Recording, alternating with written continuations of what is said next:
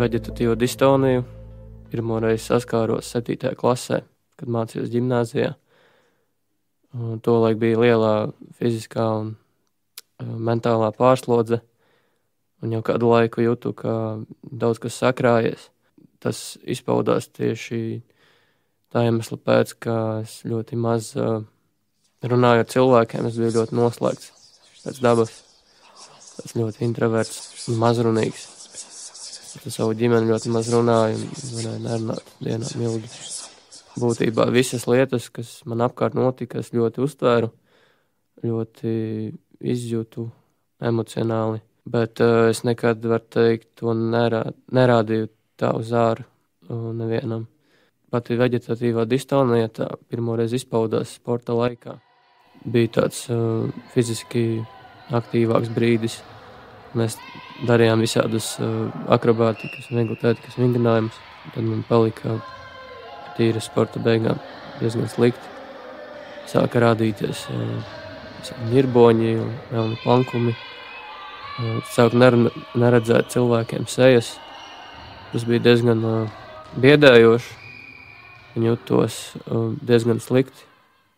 Palika slikta duša. Nevarēju koncentrēties, fokusēties uz mācībām vairs. Gribējās arī aizbēgt no visa, kaut kur paslēpties. Bija diezgan tāds nobijies.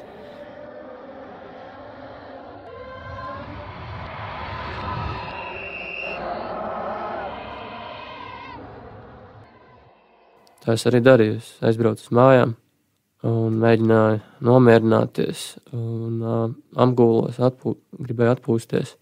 Bet tad tieši uznāca tāds lielāks sliktuma brīdis, kad ļoti sāka sāpēt galva. Bija, var teikt, migrēnas lēkme, kas man arī nemēdz tā notikt. Tad sajūta bija, kā kāds speciāli pirkstiem spiest acis.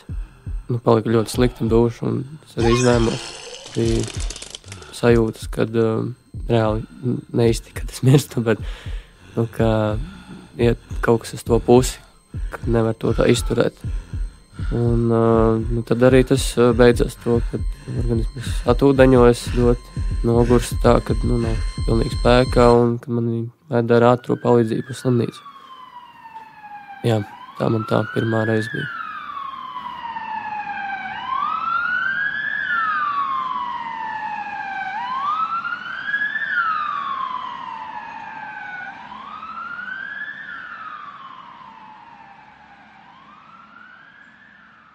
Kas ir veģetatīvā distonija? Tā, principā, skaitās kā psihiatriska diagnoze pēc savas būtības.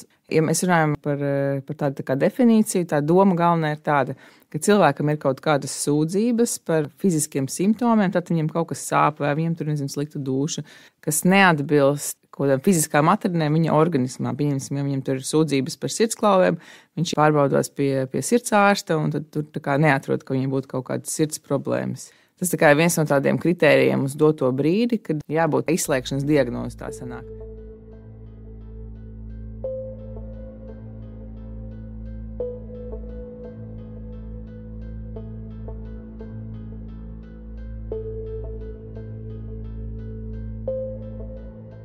Lai saprastu, varbūt labāk, kāpēc konkrēti man tā veģetatīvā distonija bija. Un kā es arī pats to sapratu, ka tas ir ļoti saistīts ar savu jūtu noliekšanu. Jo tieši tajā laikā, kad bija pirmā lēkme, es biju ļoti iemīlējies vienā meitenē. Tā man bija tāda pirmā vispārīga iemīlēšanās. Diemžēl es tās jūtas nekādīgi neizrādīju, tieši visu noliedzu. Centos iestāstīt, ka tā ir tikai tāda ilūzija, ka nekā nav. Un tāpat laikā man bija tikko izšķīrušies vecāki. Un tas bija arī tāds liels pārdzīvojums.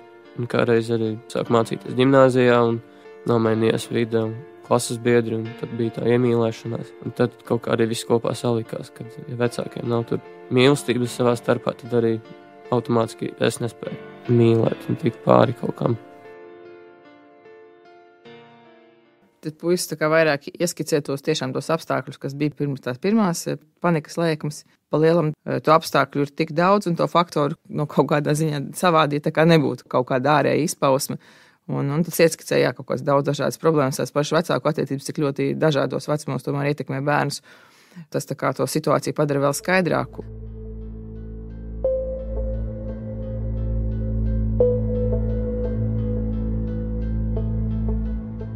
Vispilgtākais moments, manuprāt, bija pirms kādiem 2 vai 3 gadiem, kad es biju atbraucis mājās pie savas ģimenes, pavadīt laiku kopā ar ģimeni.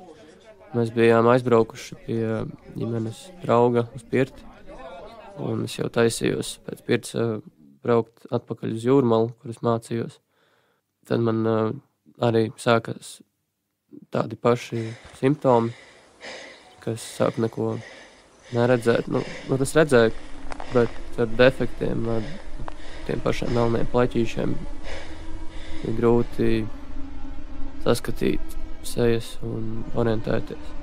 Pazaudēju tādu savu veidu stabilitāti un orientāciju, kur es atrodos, kas man jādara.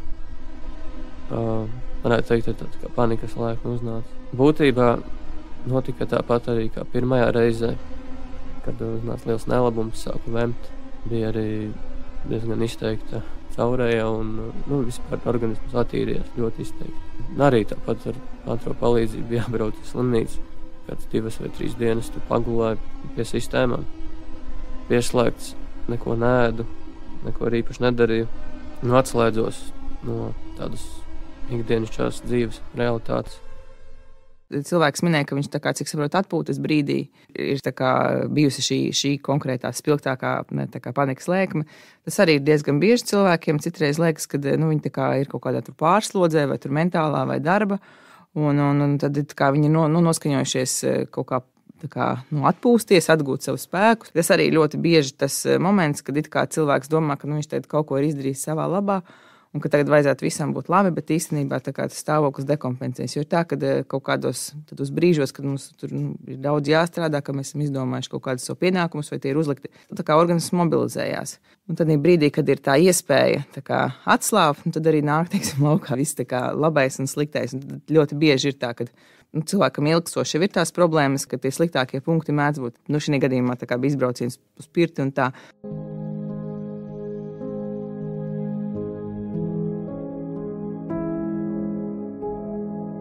Runājot par tiem veidiem, kā es saprotu, kā var mazināt veģetatīvo distoniju, primāri man ir runāt ar cilvēkiem. Jo agrāk es nerunāju, principā nemaz, tikai turēju sevī. Tagad es esmu sācis runāt atklāti un neko ilgi neturēt sevī vairs. Tas nav viegli, bet cenšos darīt. Un, principā, es atlaižu to, kas uzkrājas. Principā nav vairs kam uzkrāties, jo es visu izrunāju, es visu cenšos neslēpt un pateikt atklāti. Un tad arī kopš tā brīža, kad es sāku mācīties Bulduros, Jūrmalā, un tā veģetatīvā distonija bijusi tikai pāris reizes par šiem 5 gadiem. Pirms tam man viņa bija krietni biežāk, vismaz reizi pusgadā. Ieteikums jau droši vien būtu, ja tā panikas lēkme, pakonsultēties no sākuma varbūt tiešām ar ģimenes ārstu, ko ģimenes ārsts ieteiks, bet ja nē, tad, ja runājam par jauniešiem līdz 18 gadu vecumam, būtu vērts aiziet uz pusauģu resursu centru, kur ir iespējams dažāda veida palīdzības, gan psihiatri, gan psihologi, psihoterapeiti, dažāda veida citi speciālisti, kas specializējas tieši šīs veģetatīvās distonijas ārstēšanā, un arī citu traucējumu ārstēšanā, bet iedos to pareizo, to virzienu. Tāpat tās ir dažādi dienas stacionāri, kur var saņemt palīdzību saistībā ar šiem traucējumiem. Es pats strādāju Jūrmalā neirožu klinikā, mums tur ir ļoti daudz dažāda veida nodarbības, kas tiešām arī konkrētiem cilvēkam būtu noderīgas.